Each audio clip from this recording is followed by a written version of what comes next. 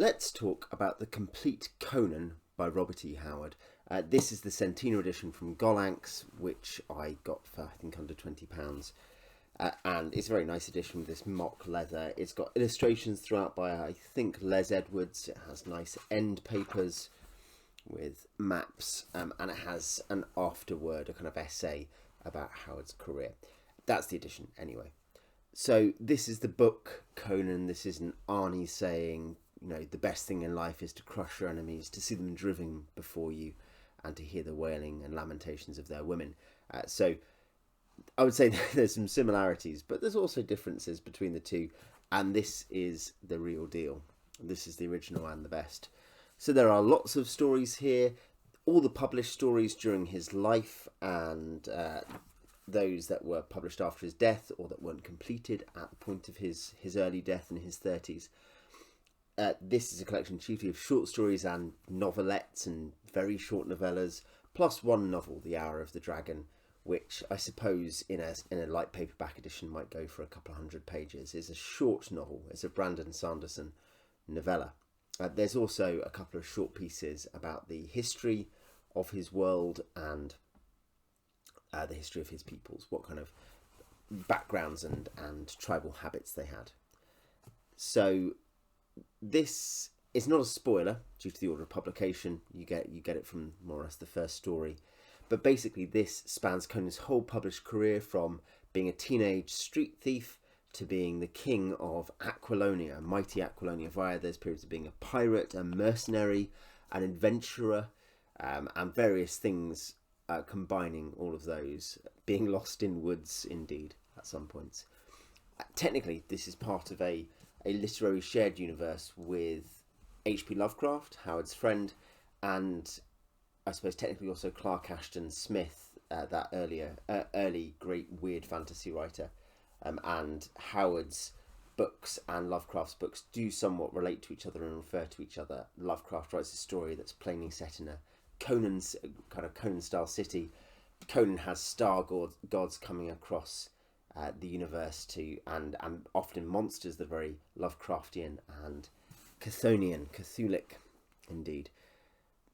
But anyway, what are the strengths, what are the weaknesses of this? Setting aside individual stories, I'll touch on my favourite stories, but just what are the general strengths and weaknesses? Well, Howard is exceptionally good at pacey action.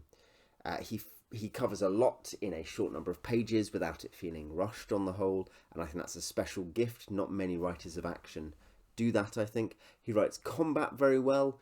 It is savage and bloody and comprehensible, even if Conan is almost too good. He covers an incredible range of locales. There's northern snowfields that he fights on, such as in The Frost Giant's Daughter.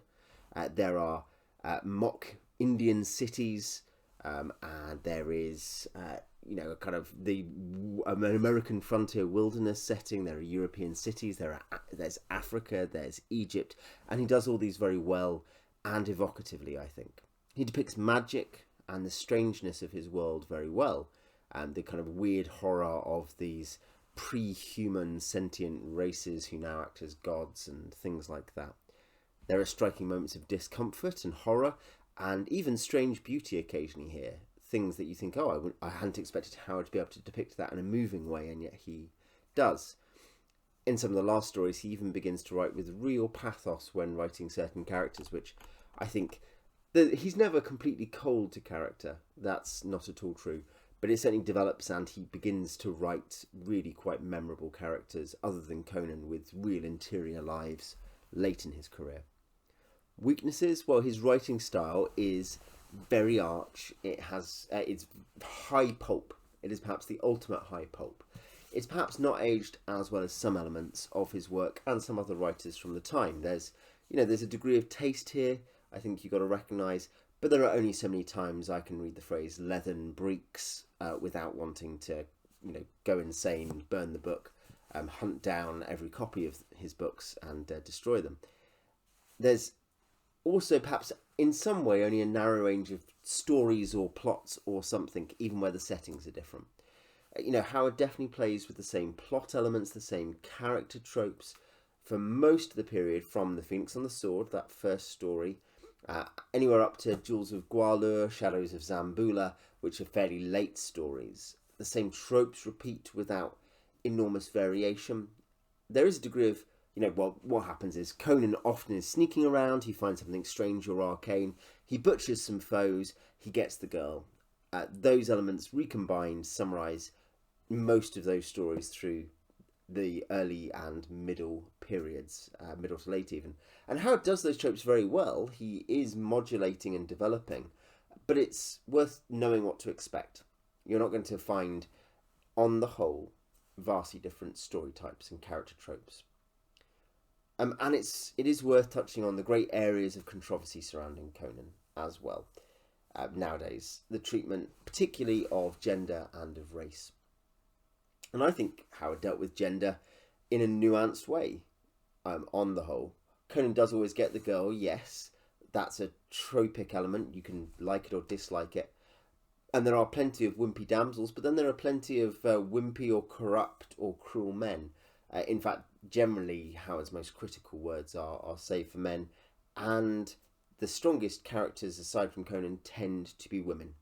Characters like Valeria or Yasmina or their Belit, Taramis, indeed others. And in one of his last finished stories, rejected in his lifetime probably because of the content, the slightly intense content, The Veil of Lost Women. It's not an amazing story, but it begins to show a degree of self-reflection on some of the ways that Conan has dealt with women in a way that's very surprising for a chap writing in the 30s. So your mileage may vary on that.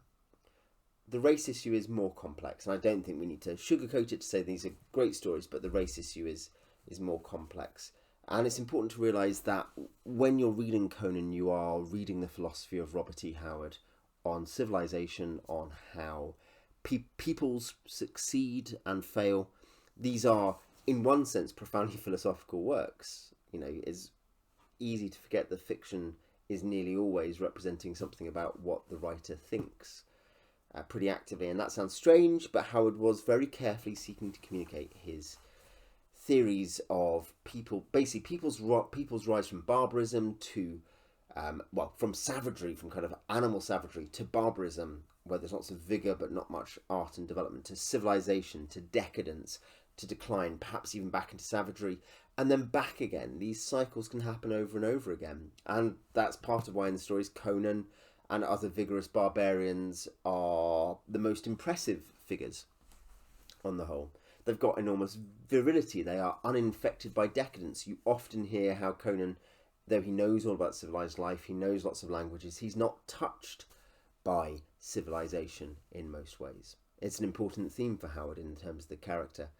And Howard is generally positive about other vigorous barbarian types and undecadent civilizations, in his view. He likes subcontinental Indian civilization.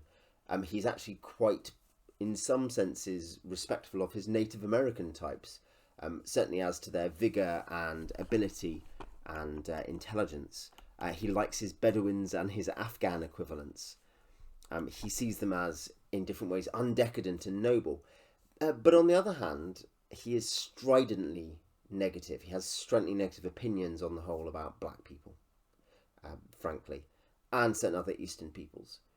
And this does lead to one, even aside from the moral side of it, which we may not like, there is an artistic shortfall, which is that it means that a fairly common trope of his, which is a sort of animalistic, savage black person or black-looking person being terrifying and almost incomprehensible, will not resonate with a lot of readers. So it's a funny thing where this moral shortfall leads to an artistic shortfall. For many of us, at least, that it is not a plausible trope anymore for most of us. That weakens the stories, I think. Anyway, this whole issue, this is an interesting side note, but it led a great Conan fan, Charles R. Saunders, a black man who loved Conan, his favourite stories, but which also he felt kind of strangely rejected by them because of those depictions. It led him to create the excellent Imaro stories, and I'll review one of those another time, so that he could, if you like, have a Conan who was not the representation of white superiority to black people, which is absolutely categorically on the surface something that Howard talks about. Anyway, you've got to bear that in mind when reading. It may not be for some of us if that's going to be particularly upsetting. But in my view, I mean, I think these are great stories, and the best stories in my view are The Tower of the Elephant, the strange beauty of which is really equalled by Howard and really by other authors as well.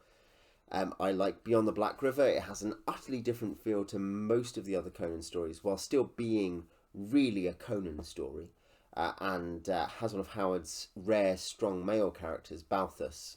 There's only a few others. One of whom actually turns up in a fragment of all things, not even finished. There's very few strong male characters who you admire. Balthus is a great male character in Conan. Red Nails is, many people would say, the best Conan story. It's atmospherically perhaps the best of all the Conan stories specifically. Conan and Valeria, the mighty warrior woman, pirate woman, they adventure through a city that's built under one great dome and ceiling. So this, with these decadent tribes, they're caught up in the war between. And The Hour of the Dragon, the one novel, is partly a medley of earlier stories and tropes and ideas, but it transcends them. It goes far beyond them. Conan travels across the world to reclaim his throne in Aquilonia. Along with Red Nails, Hour of the Dragon was about the last finished work before Howard's death, and it is clear that he was only just discovering his great powers. That's what I think. If you've read the Conan stories, whether one story or all of them, whether you've read other things of Howard's as well, tell me what you think about them in the comments. Until next time.